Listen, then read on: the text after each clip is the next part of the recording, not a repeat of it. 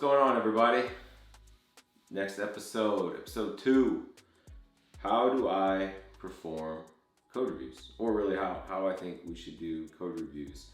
Just go through like my process that I take when I do code reviews of my team. And I might even go into a little bit of how I do code reviews for other teams. So the first step that is really key, crucial, must have is you have to set aside time. You need to set aside time to do the review so that you are not rushed and that you go through your process. One thing that can really hurt you and your team is somebody's like, hey, I need this code reviewed like real quick. Can somebody do a quick look at it? We're trying to get this pushed out today. And you're like, sure, I'm a team player. I'll go help you out. So you pull it up and you don't give it your process. You don't go through your motion. You don't have your steps that you take to do the code review. And you end up missing a lot of stuff. You end up pushing through stuff that shouldn't go. And that's not good. That's not good for you. And that's doing your team a disservice. So make sure you set aside time to actually go through your process and give a good quality review. Okay, so we got time set aside. What can I do for this next 30 minutes to an hour or whatever it is I decided to set and tackle on this code review? Step 1, first glance. The first glance is just pulling up the pull request, looking at the details in the request. Some teams, they have templates in Github where they'll put, like check boxes. Not really a fan of that. Not so much that I'm not a fan of it, but it's like, are you literally just checking a box or did you actually make sure you're doing this? So the key is look at the description of the pull request. Hopefully, if you're using something like Jira or whatever you're using to track your stories, I say this, but I don't do it a lot. Pull up the Jira story and see, what am I even looking at? Get a little lay of the land, like what's going on here? Is this a simple story where we're changing a property because we need more database connections? Are we fixing a bug? Or is this a new feature? So we know we're looking at a pull request for, it doesn't really matter, a bug or a feature. First thing I like to do when I go and scan the files is look for the tests. What do we do with the unit tests? Did we write brand new unit tests? Did we modify unit tests? Or did we not even touch a unit test? So we'll call it the guard clause of doing a pull request. Very first check, if there isn't any unit tests at all in this pull request and you've just submitted a pull request for the production files, it's going right back. Where are the unit tests? Show me the unis. After I've gone through and decided, okay, you got unit tests, you modify them, I'm gonna spend some time on this now. The next step I do is I actually kind of look through the whole files. When you're in GitHub, you get a little lost in the reds and the greens of what's coming in, what's going out. So take a little glance at them. You took a whole glance at the whole thing. So now let's actually look at a glance of the files. Okay, are you just doing a minor modification? Are you adding something there? Go through that. Go through each one and say, okay, what are we doing here? If there's a lot going in to a file of ins and outs, and it's not just like, here's a big chunk of a method that I added, or here's a whole new class, I will just go and view the whole file. I'll just look and see like, okay, you're around like line 200 here, you're doing something. From 130 to 200, you're just doing a whole lot of jazz. Let's pull this down. Let's look at, okay, I kind of get a gist of what you're doing here.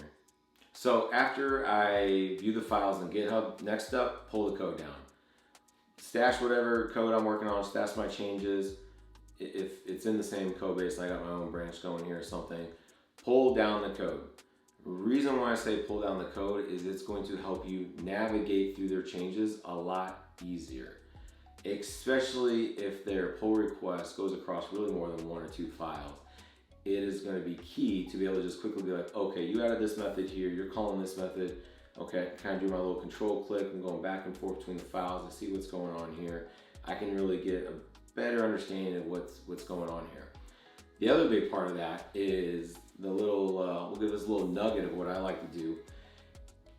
This is key when you write a whole new unit test, not a modified test, but you wrote a whole new unit test. The very first thing I will do is I will go to what you wrote your new unit test over, and I will mutate the code. So what I mean by mutate the code is I'll go into all the if statements and I'll set them all to true. Some of the returns, I might set a return to null. We're doing plus this, I might change it to a minus. So just a little mutation, and then I run all your tests. If all your tests still pass, that gives me a red flag that we're not doing some behavioral testing here. We might be doing what I've coined now, live or die testing. And what exactly live or die testing is that you wrote some code that's just going to execute all the code in your class and your method that you wrote or that's around your code.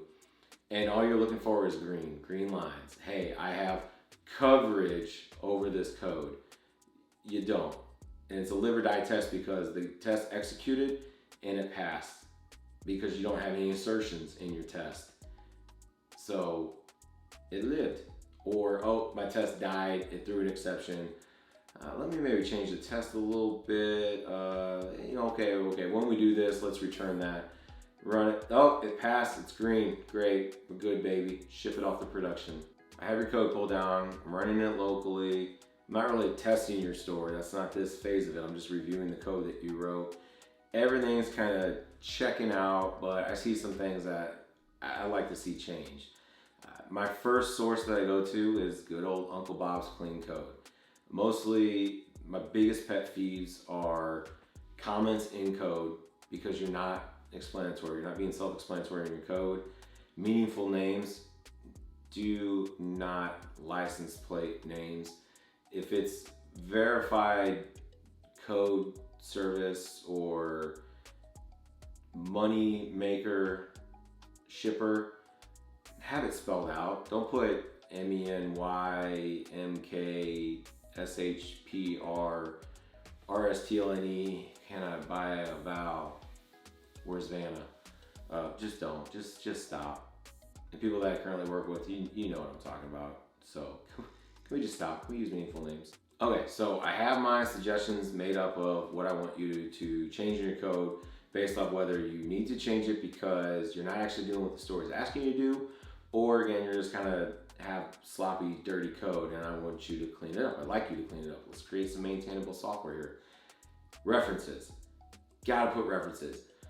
One thing that is a disservice to your team is not citing your sources. And it goes all the way back to what, middle school when we first started writing papers, like cite your sources.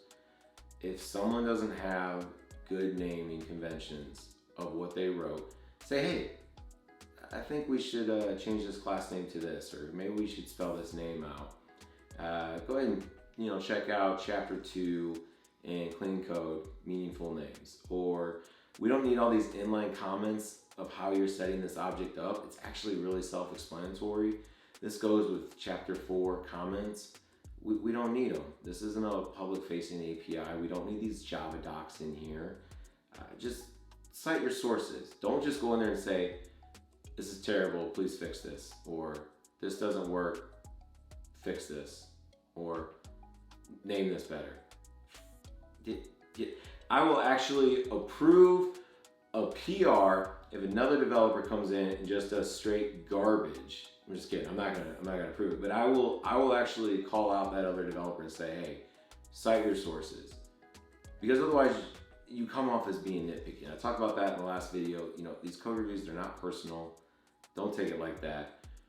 But also, be nice. Cite your sources. Why do you want somebody to change something? Okay, so you've put in all your requests for changes, or you approved it, or you just left a blank comment on it, like, I'm not gonna approve this, but I'm not really disapproving it. I just wanna leave some feedback for you. I wanna kind of pass the buck to somebody else. What do you do next? So it's like, what do you mean do next? Like click submit and do it. Think about your audience. And what I mean about think about the audience, really think about the developer that you're giving the pull request, the review for. If this is more of a entry-level developer, a junior developer, actually, you know what? Forget it. I don't even matter what level they are now. I think about it. They could be a 30-year company, man. What are their capabilities? What is their capacity? And the reason why I bring this up, if you just say, hey, do this, do that. Here's a couple sources. Are they going to be able to take that and run with it? Or are they going to want an example? If they are going to be one that needs an example, do them a favor, give them an example. I'm not saying write the coding change for them. I mean, some developers do that, but utilize GitHub a little bit. Use the markup. Put your 3 ticks. Write the way you think the code kind of could be. It could be pseudocode. It could be like kind of made up code. But give them maybe a little bit more. Give them a little bit more substance. Like, hey, I think you should do a guard clause in this function here versus all this if, else if checks and stuff like that. Let's go ahead and check right away for this being bad. Here's an example down below. Shoot them a link to guard clause out there on Fowler's website. Just give them everything that you can give them. Throw the whole kitchen sink at them. Because one thing that I have noticed is that even if you are actually like kind of in the wrong, or what you're saying is really a flip of a coin, you put a lot of thought into it, you put a lot of meaning into it, you put some examples into it, you cite some sources, that other developer is going to be like, okay, this guy's coming heavy, this guy's coming in heavy, this gal coming in heavy here, I should probably look into this and maybe do it. Where if you just say, there's a lot of if else ifs in here, do a guard clause, they're gonna come back, okay, I don't really understand why, because I don't really know what that is. So thanks for the suggestion. Moving on. So that is the process that I do a code review in. I set aside some actual dedicated time during my day, usually like a day like today on a Friday. I will have extra time to do some reviews, actually maybe even do some test-driven development sessions with other developers on the team to kind of help them out in their reviews. Set aside it, I'll look everything, I'll get kind of a lay of the land of what's going on in the code. I'll understand why are we doing this, why are we making this change. Go through each file, go through all the commits. I actually like to do the view where I can just see all the commits, not the individual ones, because I found myself sometimes I'll make a reference on one, and then 4 commits later they actually changed that, so I basically was barking for no reason. View all the commits, and then I will pull down the code, pull the code down. Let me see, can I do a little mutation here? Are we testing behavior? Okay, everything looks good.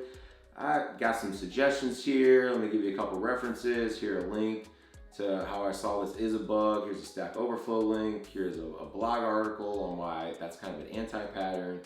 Here's everything. Here's my heart and soul into this review for you. Hope you make the changes, please.